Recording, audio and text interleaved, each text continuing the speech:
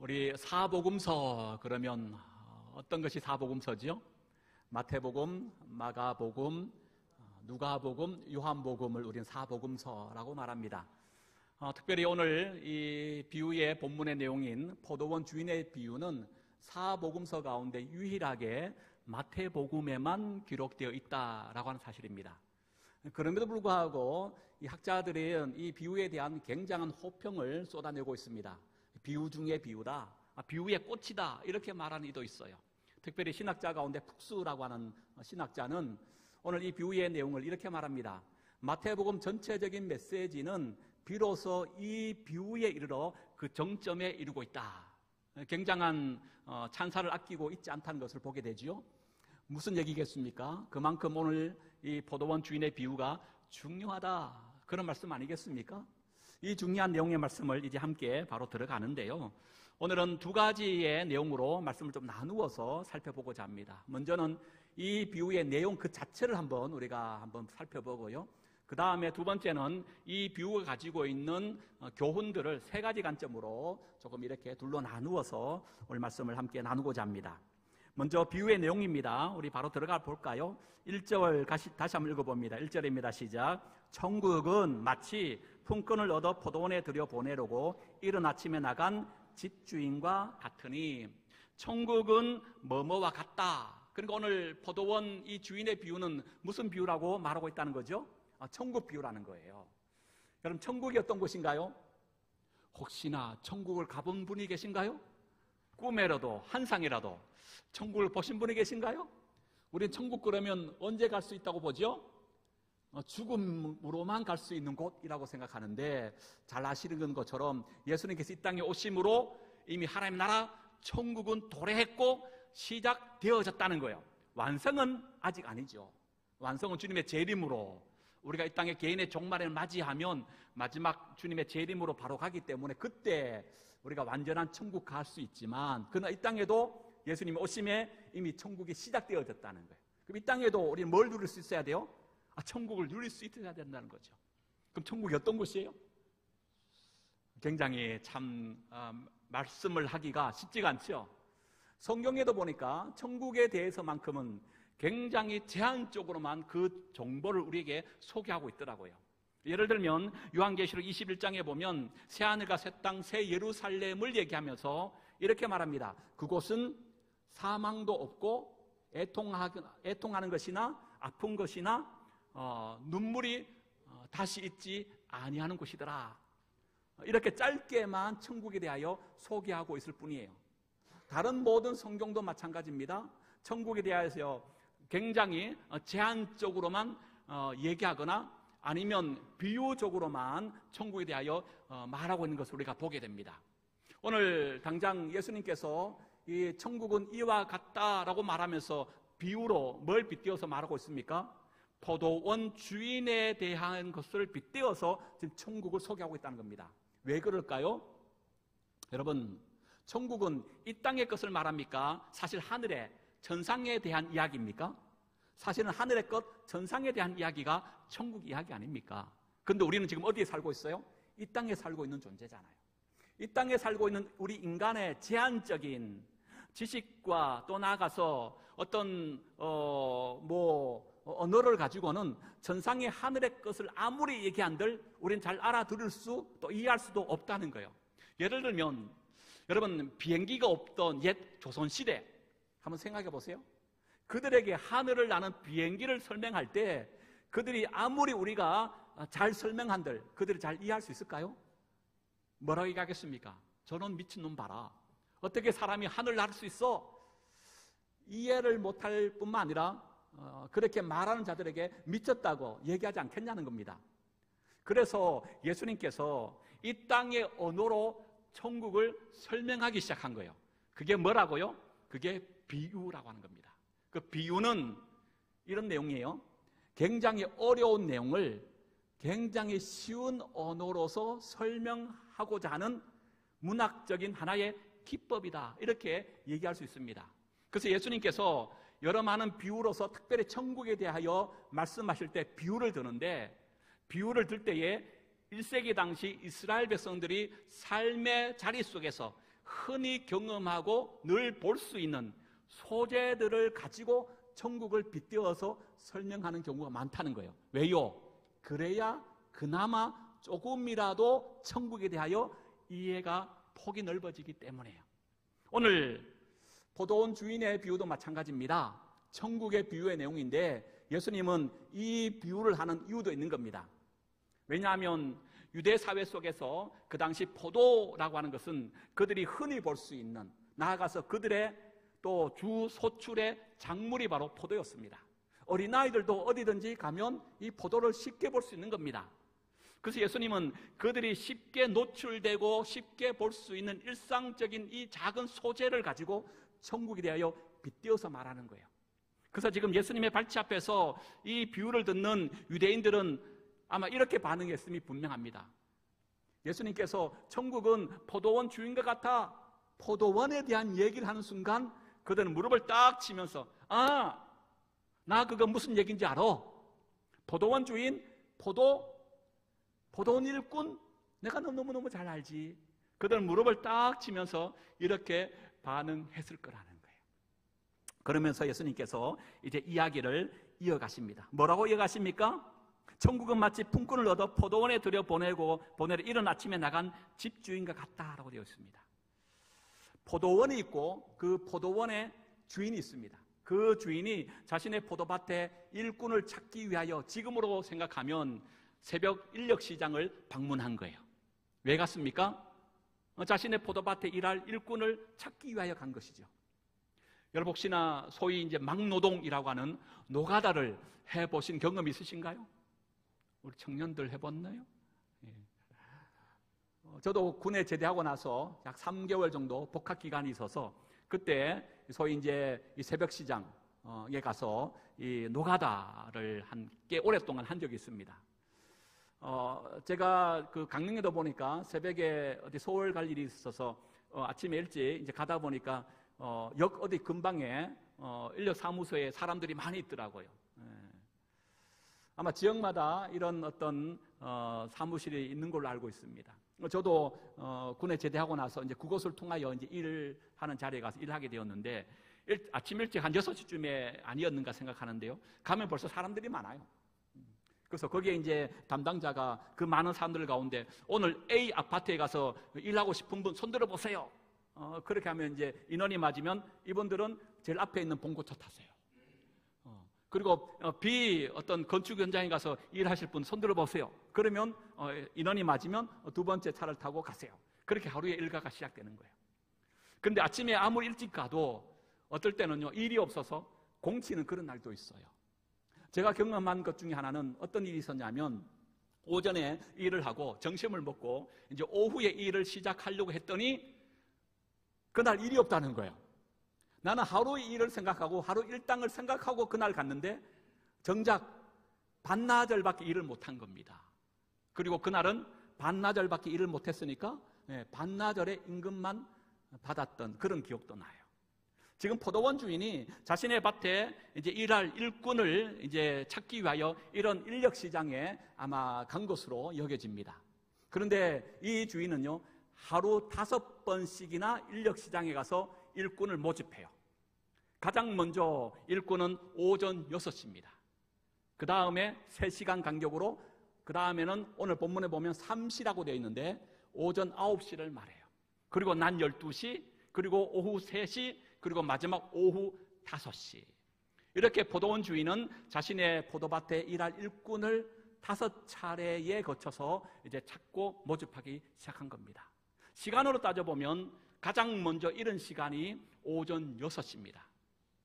오전 6시는 하루의 일과가 시작되는 바로 그 시간을 말해요. 이 사람은 해가 떨어지는 오후 6시까지 무려 12시간이나 포도밭에서 일할 일꾼이었다고 하는 겁니다. 그리고 가장 일을 적게 한 사람은 오후 5시에 부름받은 일꾼이에요. 이 일꾼은 이제 1시간밖에 일할 수 없었던 그 일꾼입니다. 그리고 그 사이사이에 이 포도원 주인은 일꾼들을 보충하는, 그렇게 해서 하루에 그 일할 수 있도록 했다고 하는 사실이에요. 그런데 여러분 여기에 이제 문제가 발생하고 있습니다.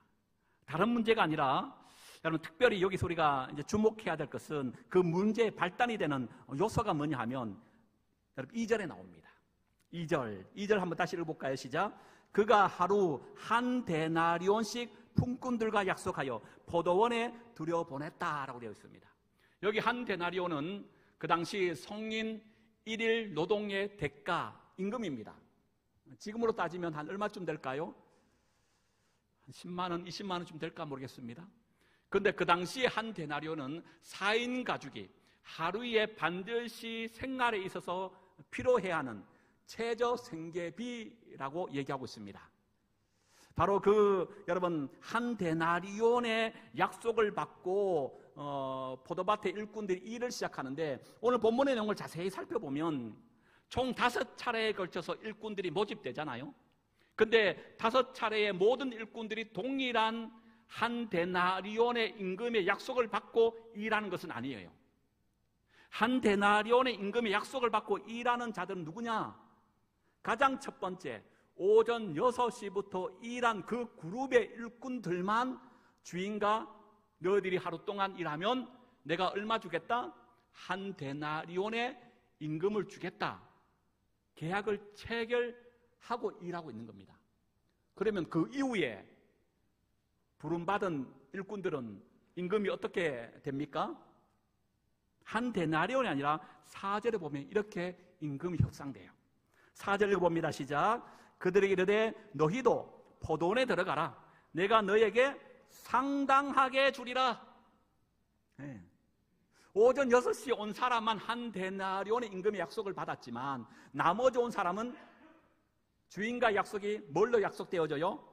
그냥 상당하게 주겠다라고 하는 이 말 한마디로서 임금 협약이 체결되는 거예요. 특별히 여기서 상당하다라는 의미의 뜻을 보니까 헬라어 디카이오스입니다. 공정하게 주겠다, 정의롭게 주겠다는 거예요.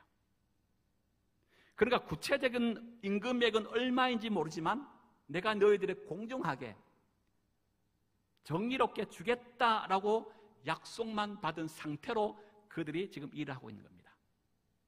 여기에 문제가 발생한 거예요. 이제 오후 6시가 되었습니다. 하루 일과를 다 끝나고 나서 주인이 청지기를, 자신을 대신한 청지기를 통하여 이제 임금을 지불하기 시작합니다. 근데 이때 지불하는 방법은 가장 늦게 부름받은 일꾼으로부터 이제 임금을 지불하기 시작한 겁니다. 그러면 이 청지기 앞에 누가 먼저 섰겠습니까? 가장 늦게 온 오후 5시에 1시간만 일한 사람이 그 앞에 서 있어요. 그럼 그 뒤에는요, 오후 3시, 정오, 오전 9시, 제일 뒤에는 오전 6시에 온 인부들이 거기에 줄이 서 있는 겁니다. 여러분이 만약에 주인이에요. 임금을 어떻게 지불해야 되겠습니까? 한 데나리온 약속한 사람은 누구밖에 없다? 12시간 일한 가장 뒤쪽에 서 있는 오전 6시에 온 일꾼밖에 없습니다. 나머지 분들은 그냥 상당하게 내가 알아서 주겠다, 이 임금을 체결하고 일한 겁니다. 여러분의 주인입니다. 이들에게 임금을 똑같이 주시겠습니까? 아니면 차등하여 주시겠습니까? 차등하여 줘야 된다. 그렇지요. 예. 그런데 오늘 반전이 일어나요. 주인이 어떻게 합니까? 여기 보세요. 9절입니다. 9절 시작. 제11시에, 11시는 오후 5시를 말해요. 제11시 오후 5시에 온 자들이 와서 얼마 받았어요? 한 데나리온씩을 받은 겁니다. 오후 5시면 몇 시간밖에 일하지 않는 사람이에요? 1시간밖에 일하지 않는 사람이에요. 1시간밖에 일하지 않은 사람이 얼마 받았어요? 한 데나리온, 성인 하루의 노동의 대가의 임금을 다 받은 겁니다. 한 데나리온씩이나 받았다는 거예요. 그렇다면 그 오후 5시 뒤에 줄 서 있는 나머지 인부들은 지금 무슨 생각할까요? 그렇죠. 인지상정 아닙니까? 맞습니다. 아니 1시간밖에 일하지 않은 사람이 하루 노동의 대가인 전부의 한 데나리온 받았다면 뒤에 오후 3시에 사람이 서 있잖아요. 그럼 나는 그 사람보다 최소한 3배나 더 일했으니까 3데나리온은 주시겠지? 그럼 제일 마지막에 서 있는 사람은 오전 6시 온 사람이에요. 그 사람 몇 시간 일했습니까? 12시간 일한 사람이에요. 그러면 그 사람 어떤 마음을 가질까요? 나는 최소 12데나리온은 주시지 않겠는가?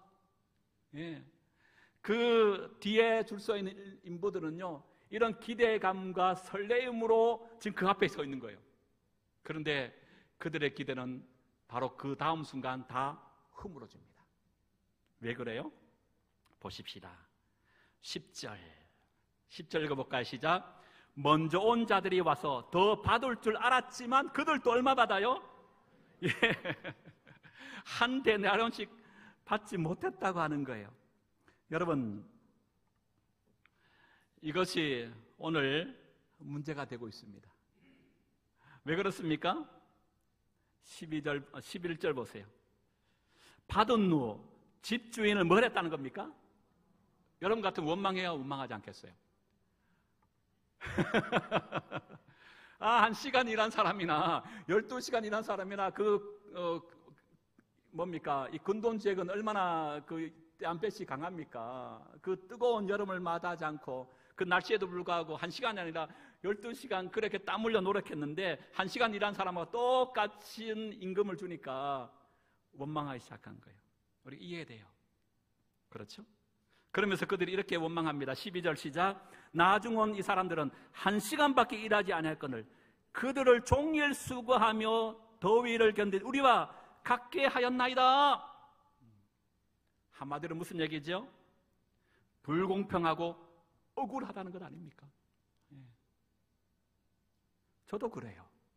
하루 임금을 생각하고 갔는데 가기 전부터 미리 얘기하든지, 시큰 오전에 일하고 났는데 오후에 일거리 없다고 집에 가라는 거야. 그러면 여러분, 하루 임금을 받아야 됩니까? 일한 만큼 그냥 반나절의 임금만 받아야 됩니까? 저 마음이 아니네. 여러분은 당연히 그냥 아이고 뭐 반나절 일했으니까 일한 만큼만 받으세요 그러고 싶지요? 저는 안 그래. 왜냐하면 그 아침 일찍 일어나서 하루 생각하고 갔는데 내가 원한 것도 아니야. 가기 전에 미리 말도 안 했어. 그런데 반나절 일했다고 반나절 임금만 주는 거예요. 억울하지 않아요? 지금 이 문제가 발생했다는 거예요. 주인이 지금 잘못해도 크게 잘못했다는 것 아닙니까? 일꾼들의 눈을 비친 주인은 한마디로 악덕 기업주가 되는 거예요. 여러분도 이 주인의 보인 태도가 뭔가 좀 이상하다는 느끼지 않습니까? 1시간밖에 일할 수 없는 자들을 고용하는 것을 시작으로 무엇보다 12시간 일한 자나 1시간 일한 자나 동일한 임금을 주는 것을 보면 뭔가 이 주인이 좀 이상하다, 아마 이렇게 생각함이 당연합니다. 아마 지금의 우리 사회 같으면요, 먼저 언론이 이 기업주의 태도를 비판했을 겁니다. 무노동, 무임금의 원칙 위배에 경제 정의를 무너뜨린다 라고 하는 제목의 일면 기사가 그 다음날 바로 장식했을지도 모릅니다. 노동자들은요, 부당한 노동 행위라며 띠를 띠고 파업하거나 데모를 할 수도 있습니다. 지식인들은 국가 경쟁력과 노동 생산성을 떨어뜨리는 행위라며 그러면 누가 열심히 일하겠는가 라면서 비판의 칼을 사정없이 휘두를 것입니다. 그렇지만 포도원 주인은 이런 비판에도 아랑곳하지 않습니다. 도리어 주인은요, 이들에게 이렇게 말합니다. 13절부터 16절이에요. 다시 한번 읽어보십시다. 시작. 주인이 그 중에 한 사람에게 대답하여 이르되 친구여, 네가 내게 잘못한 것이 없노라. 네가 나와 얼마 약속했다고요? 1데나리온 약속을 하지 않았느냐? 내 것이나 가지고 가라. 나중 온 이 사람에게는 너와 같이 주는 것이 내 뜻이니라. 내 것을 가지고 내 뜻대로 할 것이 아니냐? 내가 선함으로 네가 악하게 보느냐? 이와 같이 나중 자가 먼저 되고 먼저 된 자로서 나중 되리라. 여러분, 무슨 얘기예요? 애당초 임금을 약속한 금액이 1데나리온이 아니냐는 거예요. 약속대로 다 이행했다는 것 아닙니까? 그러면서 소위 내 돈 가지고 내가 쓰는데 네가 무슨 참견이고 문제냐, 도리어 일꾼들을 책망하고 있습니다. 사실 냉정하게 따지면 주인의 말이 틀린 것이 없습니다. 이런 시간에 고용한 사람과 주인은 분명 한 데나리온을 주겠다고 약속했기 때문에 결코 주인은 불의한 행위가 아닙니다. 오히려 주인은 오후 5시가 되도록 일자리를 찾지 못하고 있는 그 실업자를 구제해 주었을 뿐이라고 하는 거예요. 그뿐 아니라 그에게 덤으로 자기 노동량을 훨씬 뛰어넘는 임금을 지불한 선을 베풀었습니다. 여러분, 이것이 오늘 본문의 포도원 주인의 비유의 전반적인 내용입니다. 두 번째 달랑 넘어갔어. 그렇다면 이 비유가 주는 하나님 나라의 비유라고 말했잖아요. 하나님 나라에 지금 뭘 얘기하려고 하는가? 결국 이 비유는 천국의 실상을 우리에게 지금 보여주고자 하는 비유라고 말할 수 있는데, 그렇다면 여러분, 포도원은 지금 뭘 얘기하는 걸까요? 우리가 장차 들어가야 할 하나님 나라 천국이라고 얘기할 수 있겠고요, 포도원 주인은요 하나님이라고 볼 수 있죠. 거기에 부름받은 일꾼들은요 택함받은 성도된 저와 여러분이라고 말할 수 있을 것 같습니다. 그럼 첫 번째로 여기서 우리는 포도원 주인 대신 하나님의 마음을 발견하는 거예요. 여러분, 우리 하나님은 어떤 분이십니까?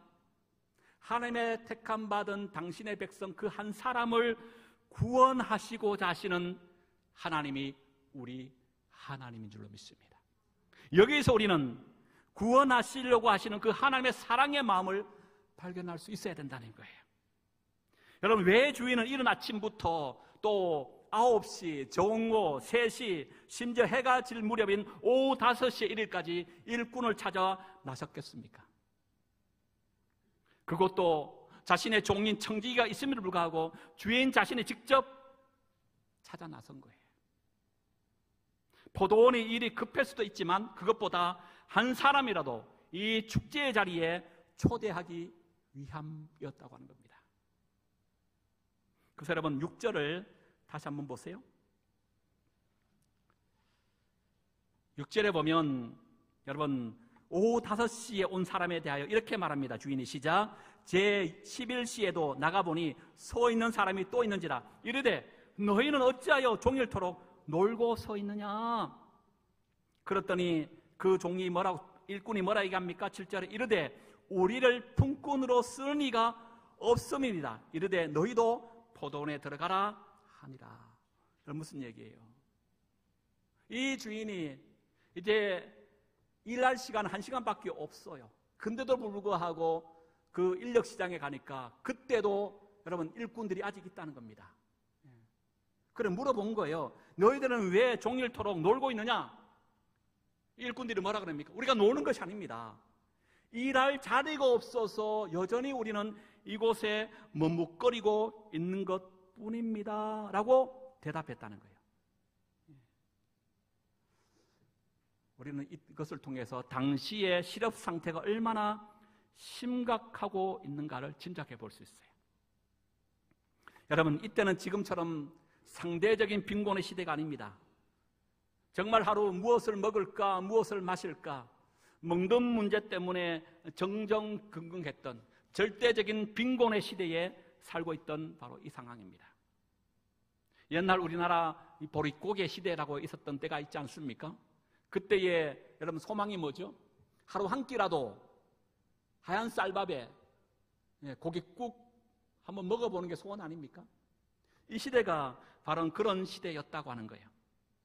여러분, 그러기에 이 한 가정을 책임지고 있는 가장의 어깨가 무거운 시대입니다. 오늘도 돈벌이를 못하면 가족들이 하루 온종일 굶게 생긴 거예요.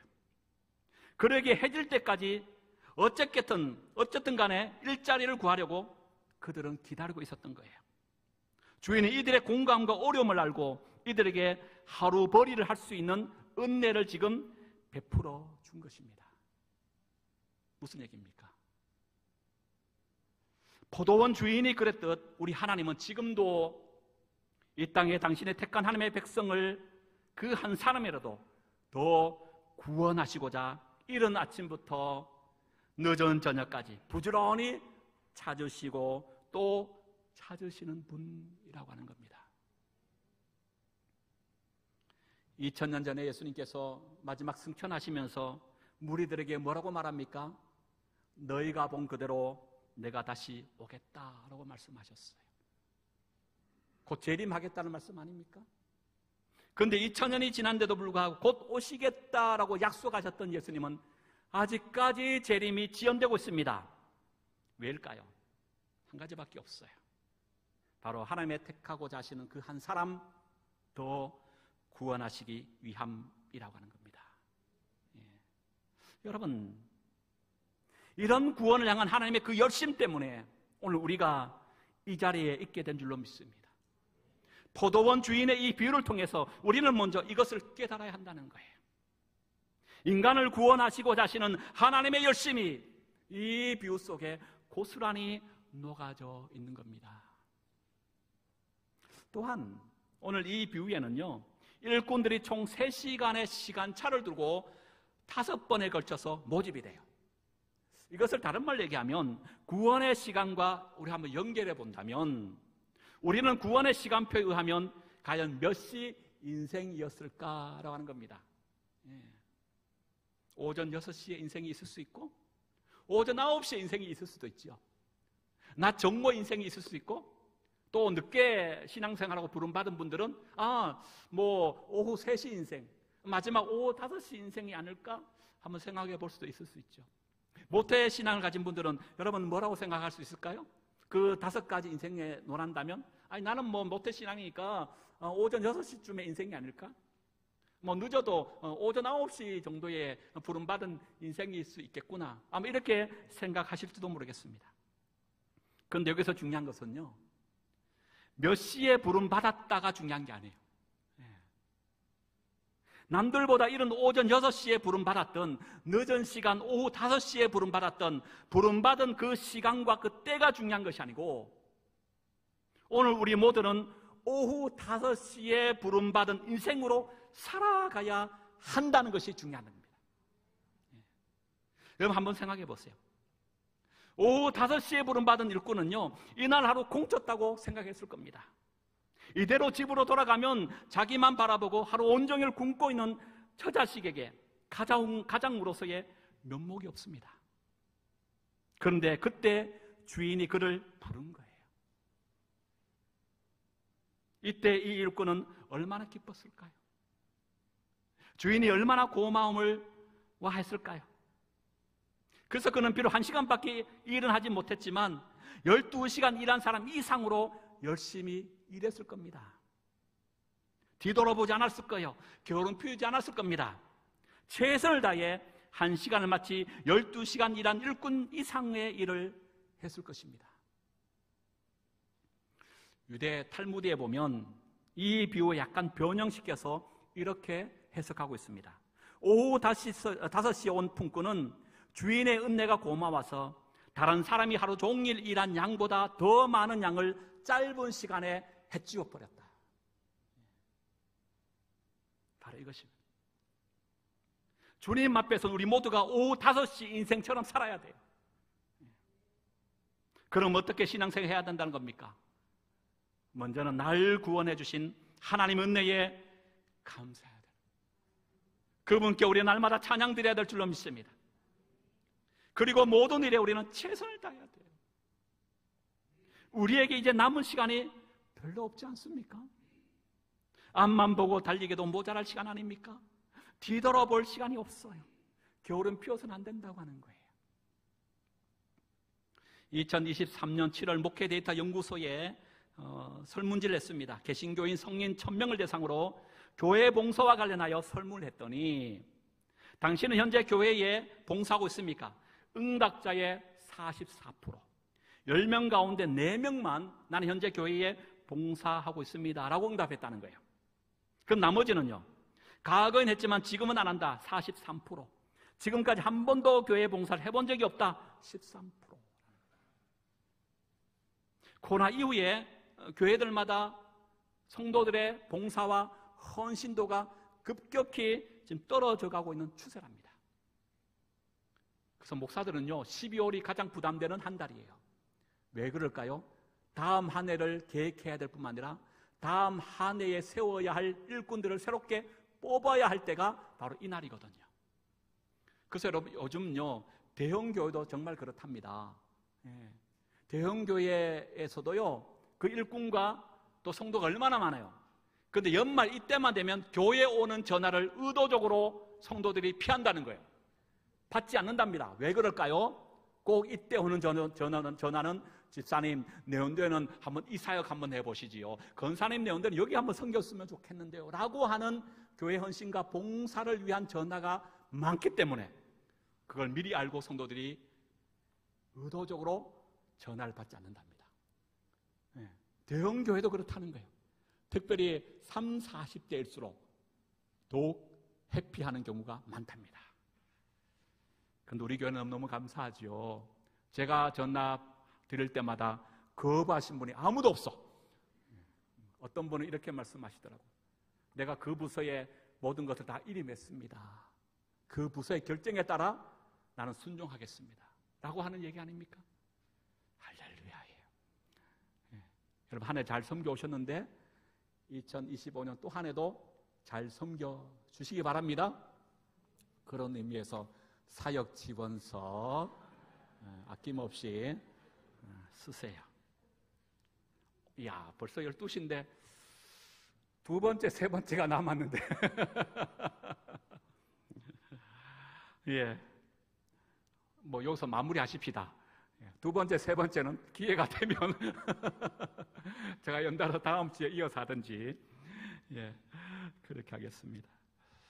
예, 말씀을 우리가 좀 정리할까요? 여러분, 그렇습니다. 뭐 우리는 모태신앙그래서 나는 오전 6시에 부름받은 인생이야. 오전 늦어도 9시에 부름받은 인생쯤 되겠지. 뭐 그럴 수 있겠습니다. 그러나 부름받은 시간과 장소와 때가 중요한 게 아니고 우리가 여전한 열정과 열심을 가지고 주의 몸된 교회와 하나님 나라를 위하여 섬김에 헌신하고 있는가? 여러분, 그게 중요한 줄로 믿습니다. 여러분, 헌신이 옛날 같지 않은 분들은 어쨌든 간에 다시 회복하십시오. 예. 여러분, 세상 일들은 우리가 그렇게 목숨 걸고 밤을 새면서 뭐 한번 해보려고 애쓰고 용 쓰는데 정작 내 신앙은 그런 마음의 자세가 있는가 한번 점검해 봐야 되지 않겠습니까? 그래서 우리 모두는 오전 5시에 부름받은 인생, 이제 6시면 하루가 끝나는 거예요. 구원의 관점으로 보면 종말이 멀지 않았다는 거예요. 예. 이제 주님 앞에 설 날도 멀지 않았으니까 마지막 1시간밖에 내 인생 남았지 않았다라는 마음을 가지고 주어진 이제 최선을 다하고, 교회를만 최선을 다할 문제가 아니죠. 또 가정에서 주어진 삶 현장 속에서 부끄럽지 않은 성도로서 정말 최선을 다하여 살아드려내어 하나님을 하나님 되게 높여드릴 수 있는 저와 여러분 우리 모두가 될 수 있기를 주의 이름으로 축복합니다.